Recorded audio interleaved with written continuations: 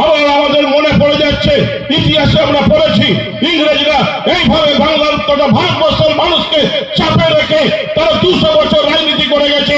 আজকে মোদীজি সেই পুরনো খেলা খেলতে চাইছে ভারতবর্ষের বুকে। এবং কি বলছে, ইউনিফর্ম সিভিল কোড আমি নিয়ে আসবো জিতে এলে, এক দেশ এক আইন, এক রাজনৈতিক দল, এক নেতা, এক ভোট। তার মানে বাকি রাজনৈতিক দলের অস্তিত্ব আমি রাখবো না, ভারতবর্ষে আমি ছাড়া কেউ নেতা থাকবে না। আর ভোটটা বলছে চেয়ারে বসে গেলে এই ভোটটা তুলে দেবে, আর এটাই আমাদের কাছে শেষ ভোট হবে না কি তার গ্যারেন্টি নেই। কেন মোদীজি যদি জেতে তার কিন্তু আর ভবিষ্যতে ভোট হবে না, ভারতবর্ষে ভোট মুছে যাবে। চীনের মতন ভারতবর্ষে হবে এক রাজনৈতিক দল থাকবে বিজেপি, এক নেতা থাকবে নরেন্দ্র মোদী। তিনি বারে বারে যতদিন বাঁচবেন প্রধানমন্ত্রী হবেন, তিনি মরে যাবার পর তিনি যার নাম মনোনীত করে যাবেন তিনি প্রধানমন্ত্রী হবেন। তার জন্য কোনো ইলেকশন দরকার নেই।